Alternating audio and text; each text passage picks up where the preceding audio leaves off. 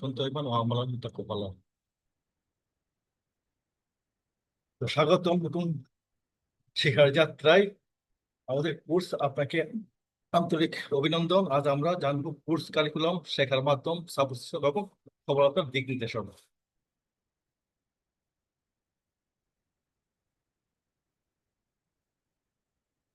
আর আজকের কোর্স পরিচিতি ক্লাসের সামনেটা হচ্ছে এরকম যে আমরা এই কোর্স শেষ করতে পারলে সালাতে আমাদের মনোযোগ দিতে হবে, আমরা আশা করতে পারি। আর কোরআন তেলাওয়াতের মোট 4টি হক: শুদ্ধ করে পড়া, অর্থ বোঝা, আমল করা এবং অন্যকে জানানো। কোরআন তেলাওয়াত শিক্ষার প্রচেষ্টায় নিজেদেরকে সময় দেওয়ার মনস্থির করে এই আয়োজনে সামিল হওয়ার জন্য মহান আল্লাহ আপনাদের সবাইকে উত্তম প্রতিদান দিন এবং আপনাদের এই মহৎ ইচ্ছা ও প্রচেষ্টাকে আল্লাহ কবুল করুন, আমিন। আল্লাহ তাদেরকে উত্তম পুরস্কার দান করুন যারা এই আয়োজন করেছেন এবং যারা প্রশিক্ষণ দেবেন ও প্র্যাকটিস করাবেন। আজকের পাঠ হচ্ছে ওরিয়েন্টেশন ক্লাস, পার্ট 00। আপনারা যে কাজে সিদ্ধান্ত নিয়েছেন তার গুরুত্ব আমরা একটু দেখবো ইনশাল্লাহ। সবচেয়ে বড় সওয়াবের কাজ কোনটি? আপনারা চাইলে চ্যাট বক্সে লিখে উত্তর দিতে পারেন। নামাজ পড়া, জিহাদ করা, দিন প্রতিষ্ঠার চেষ্টা করা, কোরআনের জ্ঞান অর্জন করা, শিক্ষা করা, ঘুষ খাওয়া, অন্য কিছু।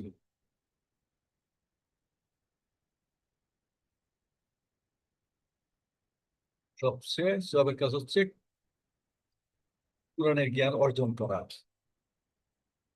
এখানে খেয়াল করেন, আউযু বিল্লাহি মিনাশ শাইতানির রাজিম, বিসমিল্লাহির রহমানির রহিম। ইকরা বিসমি রাব্বিকাল্লাযী খালাক, খালাকাল ইনসানা মিন ফালাক, ইকরা রাব্বুকাল আকরাম, আল্লাযী আল্লামাল বিল কলম, আল্লামাল ইনসানা মা লাম ইয়ালাম। এই কুরআন নাজিলের শুরু হয় এই 5টি আয়াত দিয়ে। এই 5টি আয়াত নাজিল হওয়ার পরে 6 মাস কোনো সূরা বা কোনো আয়াত নাজিল হয় নাই। এবং এই 5টি আয়াতের অর্থ আমরা একটু দেখি কি বলা হয়েছে এখানে। পর তোমার রবের নামে যিনি সৃষ্টি করেছেন, যিনি আলাগ থেকে মানুষ সৃষ্টি করেছেন। পর এবং তোমার রব মহাসম্মানিত, যিনি কলমের মাধ্যমে শিক্ষা দিয়েছেন মানুষকে এমন বিষয় শিখিয়েছেন যা সে আগে জানতো না। এটা হচ্ছে আলাকের 1 থেকে 5 নম্বর আয়াত পর্যন্ত 5টি আয়াত প্রথম নাজিল হওয়ার পরে আর 6 মাস কোনো সূরা বা কোনো আয়াত নাজিল হয় নাই। এবং এই 5খানে আয়াতে আল্লাহ আমাদেরকে দুইবার পড়ো বলে নির্দেশ দিয়েছেন। পড়ো, তাহলে কোনটি সঠিক বলেন তো? আল্লাহ প্রথম আদেশ হচ্ছে পড়া, আর তার মানে হচ্ছে বুঝে বুঝে পড়া, না বুঝে পড়া, উভয়টি বলা কঠিন। তো অবশ্যই এটা হবে বুঝে বুঝে পড়া। আর মুসলিম আল্লাহর প্রথম আদেশ অমান্য করেন। হাদিস পড়ার সময়, ফিক পড়ার সময়, কোরআন পড়ার সময়, অন্য বই পড়ার সময় বলা কঠিন। আমরা সবাই খেয়াল করি যে আমরা প্রতি রমজানে অনেকেই হয়তো কোরআন খতম দিই, কিন্তু বোঝার চেষ্টা কেউ করি না। তাহলে আমরা কোরআন পড়ার সময় না বুঝে এটাকে অনর্গল করে যাচ্ছি। অথচ আল্লাহ কি বলছে এখানে দেখুন। আরবিটা বললাম না কারণ আমাদের হাতে অনেকগুলি স্লাইড আছে, একটু দ্রুত যায়। যাদেরকে কিতাব বা কোরআন দেওয়া হয়েছে তাদের মধ্যে যারা হক আদায় করে তা পড়ে তারাই শুধু ওই কিতাবে বিশ্বাস করে। এটা হচ্ছে সূরা বাকারা 121 নম্বর আয়াত। কোরআন তেলাওয়াতের 4টি প্রধান হোক হলো শুদ্ধ করে পড়া, অর্থ বোঝা, আমল করা এবং অন্যকে জানানো। আমরা এই প্রথম কাজটাই শুরু করার মনস্থির করে আমরা এই ক্লাসে আজকে জয়েন করছি, তাই না? আপনারা একটু আনমিউট হয়ে আমার সাথে একটু রেসপন্ড করতে পারেন। ইন্টারেক্টিভ হোক ক্লাসটা।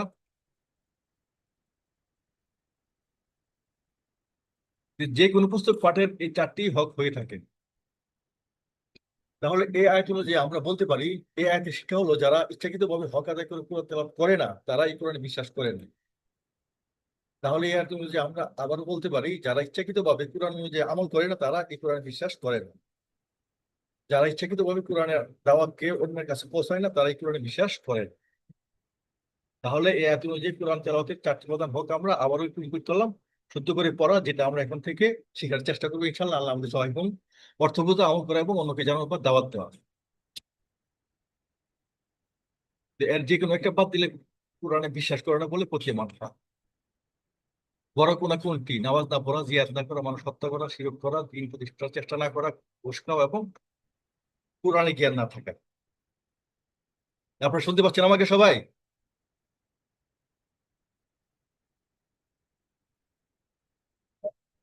আপনারা আনমিউট হয়ে আমার সাথে রেসপন্ড করতে পারেন। শোনা যাচ্ছে।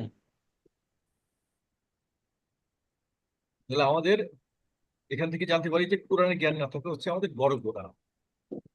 কিন্তু হাদিস থেকে জানতে পারি কি শিরক হচ্ছে অতি বড় গুনাহ। হ্যাঁ, এটা ঠিক আছে, কিন্তু তারপরে হচ্ছে কোরআনের জ্ঞান না থাকা হচ্ছে বড় গুনাহ, আর শিরক হচ্ছে অতি বড় গুনাহ, যার কোনো ক্ষমা নাই। এবং শিরক থাকলে সে সরাসরি জাহান্নামে যাবে, তার জান্নাত পাওয়ার কোনো সম্ভাবনাই থাকবে না। তাই মহান আল্লাহ আপনাদের সবচেয়ে বড় গুনাহ থেকে বাঁচাও, সবচেয়ে বড় সওয়াবের কাজ করার জন্য কবুল করেছেন। আমিন সুম্মা আমিন।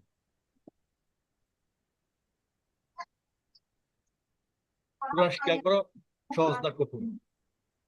তথ্য এক, কোনটি সঠিক? কুরআন নামের মানব জীবনের ম্যানুয়াল লেখা হয়েছে কঠিন আরবিতে, সহজ আরবিতে, ভীষণ কঠিন আরবিতে, অত্যন্ত সহজ আরবিতে, বলা কঠিন। আরবি ভাষার মাত্র 5 ভাগ শিখলে আমরা কুরআন বুঝতে পারি। তাহলে এটা আমাদের দেখতে হবে অত্যন্ত সহজ আরবিতে। তথ্য 2, তাহলে কোনটি সঠিক? কুরআন বোঝা কঠিন হওয়ার কথা, ভীষণ কঠিন হওয়ার কথা, সহজ হওয়ার কথা এবং অত্যন্ত সহজ হওয়ার কথা। এর উত্তর হচ্ছে আমাদের অত্যন্ত সহজ হওয়ার কথা। আসলে কোরআন অত্যন্ত সহজ, আমরা যদি আগাই তাহলে বুঝতে পারবো। এই বিষয়ে কোরআনের সরাসরি বক্তব্যটা আমরা একটু দেখে নেই। আমি কোরআনকে শিক্ষা গ্রহণ করার জন্য সহজ করেছি, তাই কোরআন শিক্ষার জন্য কেউ আছে কি? এই একটাই আহ্বান আল্লাহ আমাদেরকে সূরা কামারের অর্থাৎ 54 নম্বর সূরাতে 17 নম্বর আয়াতে, 22 নম্বর আয়াতে, 32 নম্বর, 40 নম্বর, চারবার আমাদেরকে আল্লাহ এই বলে আহ্বান করেছেন কোরআন শিক্ষা করার জন্য। আপনি একটু আজকে যদি পারেন একটু এটা বাংলা একটু দেখে নিন, যে সূরা কামার 54 নম্বর সূরা এবং 17, 22, 32 এবং 40 নম্বর আয়াতে একই কথা বারবার বলা হয়েছে। সূরা দুখান থেকে আমরা জানতে পারি, আর একে বা কোরআনকে তোমার ভাষায়, আরবি ভাষায় সহজ করা হয়েছে যেন সকলে তা হতে শিক্ষা গ্রহণ করতে পারে। সূরা মরিয়মে দেখতে পাই অতএব একে তোমার ভাষায় সহজ করা হয়েছে যেন মুত্তাকি লোকদের সুসংবাদ দিতে এবং কলহকারীদের সতর্ক করতে পারো। কোরআন শিক্ষার গুরুত্ব। কুরআনুল কারীম মানবজাতির জন্য হেদায়েত, রহমত, শেফা হিসাবে নাজিল হয়েছে। এটি মহান আল্লাহর কালাম, যার তেলাওয়াত স্বয়ং একটি মহান ইবাদত, আমরা সবাই জানি। কুরআন সঠিক ও শুদ্ধভাবে তেলাওয়াত করা এবং এর শিক্ষা গ্রহণ করা প্রতিটি মুসলমানের জন্য অত্যন্ত গুরুত্ব এবং ফরজ কাজ। তার তীরের সাথে তেলাওয়াতের নির্দেশ আমরা সূরা মুজাম্মিলে করতে পারি। যেমন, এবং কোরআন তেলাওয়াত হলো ধীরে ধীরে, স্পষ্ট ও সুন্দরভাবে তার তিলের সাথে। সূরা মুজাম্মিল আয়াত 4। এখানে তার তিল মানে হলো প্রতিটি হরফ তার সঠিক মাত্রা সিফাত অনুযায়ী স্পষ্ট করে উচ্চারণ করা। অন্তরের প্রশান্তি ও ঈমান বৃদ্ধি করে। কোরআন তেলাওয়াত ও তা অনুধাবন মানুষের অন্তরকে নরম করে এবং ঈমানকে দৃঢ় করে। আল্লাহ বলেন, প্রকৃত মুমিন তো তারাই যখন আল্লাহর জিকির করা হয় তখন তাদের অন্তর কেঁপে ওঠে, এবং যখন তার আয়াত সমূহ তাদের সামনে তিলাওয়াত করা হয় তখন তা তাদের ঈমান বৃদ্ধি করে। সূরা আনফাল আয়াত 2। হাদিস শরীফের আলোকে তেলাওয়াত শিক্ষার গুরুত্ব। রাসূলুল্লাহ সাল্লাল্লাহু আলাইহি ওয়াসাল্লাম কুরআন তেলাওয়াত শিক্ষা প্রদান ও তা অর্জনের উপর বিশেষ গুরুত্ব আরোপ করেছেন। সর্বপ্রথম ব্যক্তি হওয়ার মাধ্যম হচ্ছে এই কোরআন শিক্ষা এবং শিখানো। উমর রাদিয়াল্লাহু তাআলা থেকে মুহাম্মদ সাল্লাল্লাহু আলাইহি ওয়াসাল্লাম বলেছেন, তোমাদের মধ্যে সর্বোত্তম ব্যক্তি সে যে নিজে কোরআন শিখে এবং অন্যকে তা শেখায়। এবং এটা হচ্ছে বুখারী গ্রন্থের সংকলিত হাদিস। আব্দুল্লাহ ইবনে মাসউদ রাদিয়াল্লাহু আনহু থেকে বর্ণিত, রাসূলুল্লাহ সাল্লাল্লাহু আলাইহি ওয়াসাল্লাম বলেছেন, যে ব্যক্তি আল্লাহর কিতাবের একটি বর্ণ বা হরফ পাঠ করবে সে একটি নেকি পাবে, আর একটি নেকি 10টি সওয়াবের সমান। কষ্ট করে তেলাওয়াত করা শিক্ষার প্রতিদান আমরা এখানে দেখবো। আয়েশা রাদিয়াল্লাহু আনহা থেকে বর্ণিত, নবী সাল্লাল্লাহু আলাইহি ওয়াসাল্লাম বলেছেন, যে ব্যক্তি কুরআনে দক্ষ সে সম্মানিত ফেরেশতাদের সাথে থাকবে, আর যে ব্যক্তি কুরআন আটকে আটকে কষ্ট করে তেলাওয়াত করে তার জন্য রয়েছে দ্বিগুণ প্রতিদান বা দ্বিগুণ সওয়াব। এই হাদিসটি বুখারী এবং মুসলিম দুই জায়গাতে আমরা পাই। কিয়ামতের মাঠে কুরআন আমাদের জন্য সুপারিশ করবে। আবু উমামা রাদিয়াল্লাহু আনহু থেকে বর্ণিত, রাসূলুল্লাহ সাল্লাল্লাহু আলাইহি ওয়াসাল্লাম বলেছেন, তোমরা কুরআন পাঠ করো, কারণ কিয়ামতের দিন কুরআন তার পাঠকারীর জন্য সুপারিশকারী হিসাবে আত্মপ্রকাশ করবে। সহিহ মুসলিম। সার্বিক জীবনে কুরআন তেলাওয়াতে শিক্ষার গুরুত্ব এক নজরে আমরা দেখে নেই। সালাত বা নামাজ সহিহ হওয়া। সালাত ইসলামের দ্বিতীয় স্তম্ভ, আর সালাতের অন্যতম ফরজ অংশ হলো কুরআন তেলাওয়াত। হরফ বা মাখরাজ ভুল হলে অনেক সময় অর্থের আকৃতি বিকৃতি ঘটে যায়, যার ফলে সালাত ক্ষতিগ্রস্ত হতে পারে। তাই সালাত শুদ্ধ করার জন্য কুরআন শিক্ষার গুরুত্ব অপরিসীম। বাংলা উচ্চারণ দেখে কোরআন তেলাওয়াত মারাত্মক ভুলের কারণ হবে, এটা একেবারে নিষিদ্ধ হওয়া উচিত। তবে যারা একেবারেই পারে না তাদের জন্য স্বাভাবিক সময়ের জন্য জায়েজ হতে পারে, তবে সবসময়ের জন্য নয়। মনস্তাত্ত্বিক ও মানসিক প্রশান্তি। কোরআনের বাণী আত্মাকে প্রশান্ত করে, জীবনের অস্থিরতা ও মানসিক চাপ দূর করে। পারিবারিক ও সামাজিক জীবনে বরকত। যে ঘরে কোরআন তেলাওয়াত করা হয় সে ঘরে আল্লাহর রহমত ঘোষিত হয় এবং শয়তানের উপদ্রব থেকে ঘর রক্ষা পায়। তার সাথে হচ্ছে এরকম কোরআন তেলাওয়াত শিক্ষা কেবল একটি পাঠ্য অভ্যাস নয়, এটি আমাদের আকীদা, ইবাদত এবং চরিত্র গঠনের মূল ভিত্তি। তাই আমাদের উচিত প্রতিদিন নিয়ম করে সঠিক তাসবিহ ও মাখরাজ সহকারে কোরআন তেলাওয়াত শেখা, পাঠ করা এবং বাণী আমাদের দৈনন্দিন জীবনে বাস্তবায়ন করা। এই কোর্সে সফলতার পূর্ব শর্ত মহান আল্লাহর প্রতি পরিপূর্ণ বিশ্বাস, পরকালীন শাস্তি পুরস্কারের প্রতি পরিপূর্ণ বিশ্বাস, পরকালীন শাস্তি হতে বাঁচার এবং পুরস্কারের প্রতি প্রচন্ড আগ্রহ, ধৈর্য সহকারে নিয়মিত চর্চা করা, আমাদের চিরশত্রু শয়তানের প্ররোচনা থেকে নিজেকে রক্ষা করার মানসিকতা থাকা। সবার আগে হোমওয়ার্ক জমা দেওয়ার মানসিকতা, যেমন আচ্ছা হোমওয়ার্ক দিয়েছে আমি দেখি পরে দেবো বা একটু সময় নিই, এটা যেন আমরা না করি। কে কত আগে এটা আমরা জমা দিতে পারি, এ ধরনের প্রতিযোগিতা থাকা সবার জন্য শিক্ষার একটা সহায়ক নিয়ামক হবে।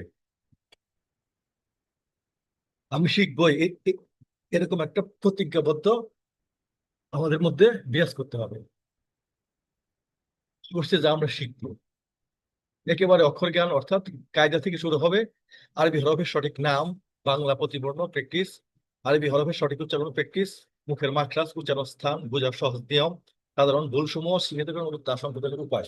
11টি সূরা অর্থাৎ সূরা ফাতিহা সহ শেষের 10টি সূরা তাদের সব পড়তে পারবেন। সলাতে পড়িত সূরা কিরাত দোয়া শুদ্ধরূপে পাঠ করতে পারবেন এবং শ্রুতিমধুর কোরআনের পাঠ শিক্ষার অনেক সুযোগ এখান থেকে আপনারা পাবেন। প্রস্তুতিতে যেরকম সময় লাগবে, আমাদের সাথে শুধু বসবেন 24টি ক্লাস এবং প্রতিটি ক্লাস হবে 25 থেকে 30 মিনিটের। প্রতিটি ক্লাসে একটি করে পাঠ উপস্থাপন করা হবে আর মাত্র 12 ঘন্টা সময় ব্যয় হবে সব দিন। এই কোর্সের নিয়ম কানুন পুরোপুরি মনোযোগ সহকারে অংশগ্রহণ করতে না পারলে আসলে আমাদের পক্ষে এই বয়সে এসে শেখা খুব কঠিন হয়ে যাবে। কাজেই সবাই যেন অংশগ্রহণ করতে পারেন, সবাই অ্যাক্টিভ থাকবেন। আজকে কিন্তু আমি অনেকেরই শব্দ শুনতে পাচ্ছি না, আমি চাই যে না আপনারা সবাই আমার সাথে একটু রেসপন্ড করেন।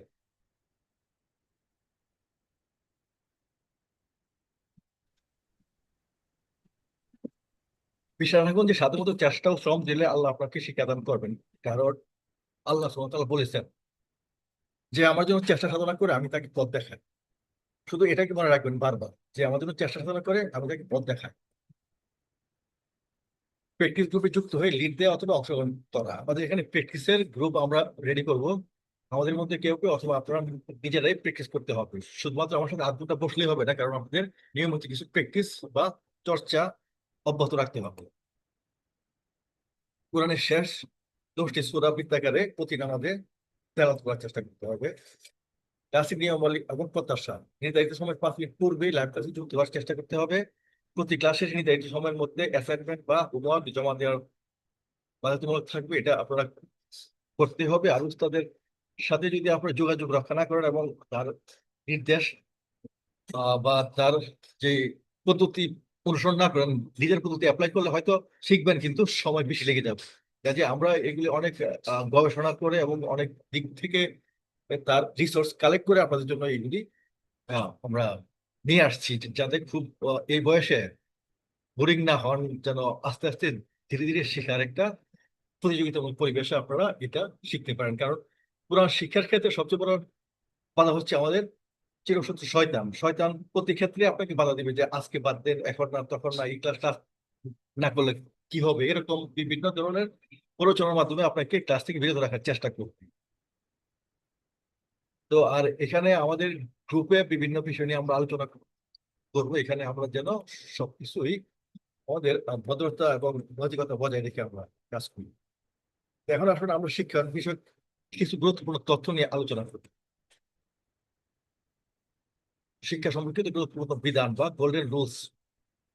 I listen, I forget, I see, I remember, I practise, I learn, I teach, I master. অর্থাৎ আমি শুনি, আমি ভুলে যাই, আমি দেখি, আমি মনে রাখি, আমি অনুশীলন করি, আমি শিখি, আমি শিখাই, আমি দক্ষতা অর্জন করি। শিক্ষার উপায় সমূহ, এই বিভিন্ন উপায় আমরা শিখতে পারি। শোনা, দেখা, বলা, স্পর্শ করা, কারণ বা যুক্তি খুঁজে বের করা, ব্যক্তিগতভাবে শেখা, দলবদ্ধভাবে শেখা, এই 7টি উপায় হচ্ছে আমাদের শিক্ষার জন্য সহায়ক নিয়ামক হিসেবে কাজ করে। বিভিন্ন উপায়ে শিখার বিষয় মনে রাখার বা মনে থাকার যে পার্সেন্টেজ, এটা আমরা এখন দেখবো। যা পড়া হয় তার 25 ভাগ আমরা মনে রাখতে পারি, যা শোনা হয় তার 25 ভাগ। কাজে শোনার জন্য আমাদের কি করতে হবে? প্র্যাকটিস ক্লাসে অবশ্যই আমরা যুক্ত হব। যুক্ত হলে আমরা শোনা এবং পড়া দ্রুত হয়ে যাবে। দেখা হয় অবশ্যই আমাদেরকে, আমরা যে শীট দেবো ওগুলো একটু দেখবেন এবং যা বলা হয় বলবেন, এবং যা করায় অর্থাৎ আপনারা লিখবেন। এই যে সূরা আলাকের প্রথম 5 আয়াতের মধ্যে কিন্তু এক আয়াতে বলা হয়েছে যে আল্লাহ আমাদেরকে শিখিয়েছেন কলমের মাধ্যমে, অর্থাৎ কলম ব্যবহার করা শিখার একটা অন্যতম উত্তম মাধ্যম। দেখবেন যেটা আপনি বারবার পড়ছেন সেটাকে যদি 5বার লিখেন তাহলে দেখা যাচ্ছে 50বার পরে যেটুকু মুখস্থ হয়েছে 5বার লিখলে তার চেয়ে বেশি সহজে মুখস্থ হয়ে গেছে। কাজে আমরা চেষ্টা করবো লিখে লিখে শেখার জন্য। তো এই প্রত্যেকটা পদ্ধতি ব্যবহার করলে আমরা 95 ভাগ শিখার বা মনে রাখার একটা ব্যবস্থা পেয়ে যাবো ইনশাল্লাহ। ভুলে যাওয়া সম্বন্ধে প্রাকৃতিক কিছু নিয়ম আছে, এটা আমাদের এখানে, যে জানা বা মুখস্থ থাকা বিষয় সমূহ 1 ঘন্টা পর 70 ভাগ আমরা ভুলে যাই। 1 ঘন্টা পর পুনরাবৃত্তি করলে আবার একদিন পর 70 ভাগ ভুলে যায়। আবার একদিন পর পুনরাবৃত্তি করলে 1 সপ্তাহ পর ভুলে যায়। অর্থাৎ 1 ঘন্টা পর রিভিশন দিতে হবে, একদিন পর, 1 সপ্তাহ পর এবং 1 মাস পর। এইভাবে রিভিশনের পদ্ধতি আমরা জারি রাখবো। মনে রাখার প্রথম সূত্র, ভুলে যাওয়া স্বাভাবিক, তাই মনে রাখার জন্য পুনরাবৃত্তি করতে হবে।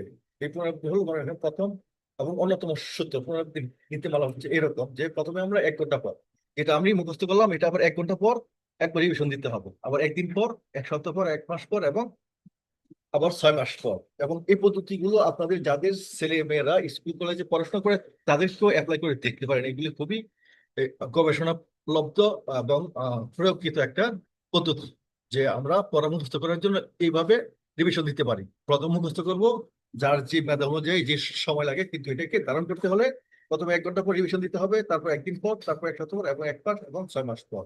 এভাবে রিভিশনের বিষয়টা জারি রাখতে হবে। মনে রাখার তৃতীয় সূত্র, মস্তিষ্কে জলক তৈরি করা, অর্থাৎ শব্দ, ছবি, আকার, রং, নড়াচড়া, উচ্চারণ, গন্ধ, ব্যথা, আবেগ, অনুভূতি ইত্যাদি মস্তিষ্কে জলক তৈরি করে।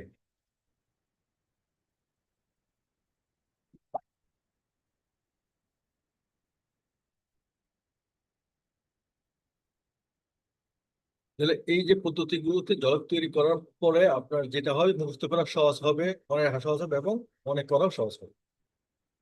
মনে রাখার তৃতীয় সূত্র, পরিচিত উদাহরণের মাধ্যমে শেখা। যেমন আপনার কাছে নতুন কেউ আসলো, তার নামটা হয়তো মনে রাখার জন্য আপনি কি করতে পারেন, যে আপনার কোনো চাচা, নানা, দাদা এরকম যাদের সাথে আপনার পরিচিতি আছে তার নামের সাথে যদি মিলাই নেন, তাহলে হয়তো ওই নামটা খুব সহজে আপনি আবার রিকল করতে পারবেন।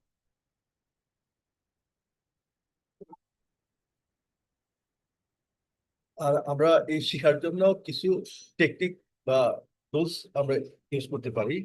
যেমন আমরা ছোটকালে রংধনু 7টি রং শেখার জন্য বে নিয়ে সহকলা এরকম একটা বাক্য বানিয়ে নিয়েছিলাম, তাই না?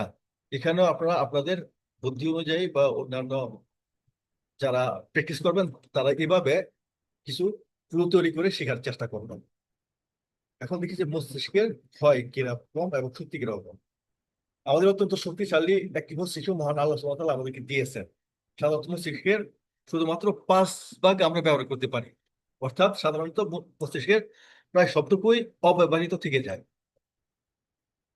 তাই ব্যবহার করলে মস্তিষ্কের শক্তি বা ক্ষমতা বৃদ্ধি পায়, আর ব্যবহার না করলে মস্তিষ্ক শুকিয়ে যায়। তাই মস্তিষ্ক ব্যবহার করুন অথবা হারান।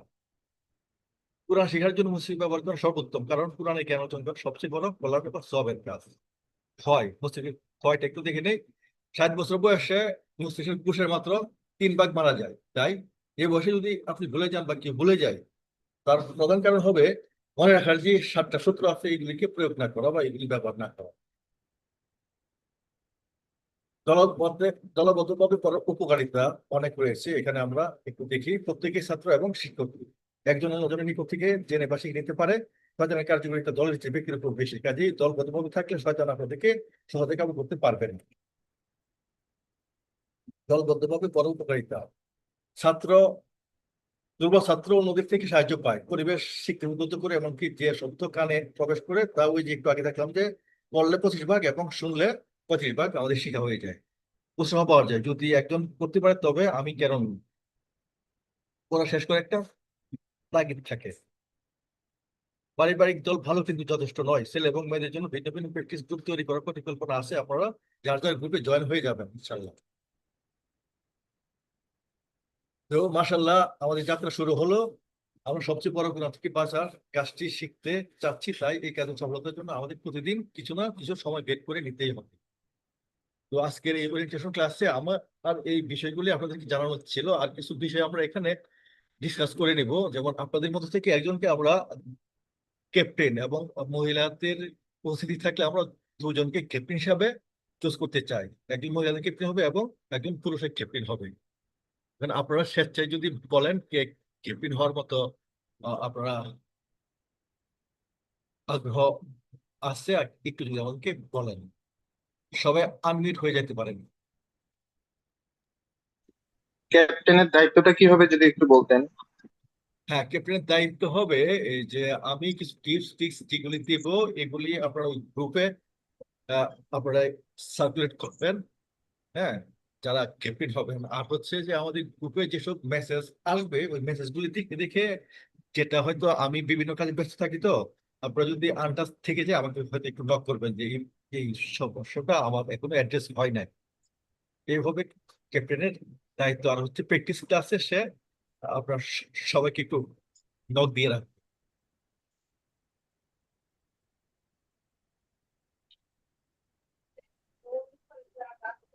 ক্যাপ্টেনদের দায়িত্বটা বোঝা গেছে অনেকটা আমাদের। এই জি, বুঝতে পেরেছি। এই হোয়াটসঅ্যাপ গ্রুপের অ্যাডমিন হিসাবে আপনাকে আমরা চুজ করে রাখবো, আপনি যেন গ্রুপের বিভিন্ন কিছু আপনারা আহ, এখান থেকে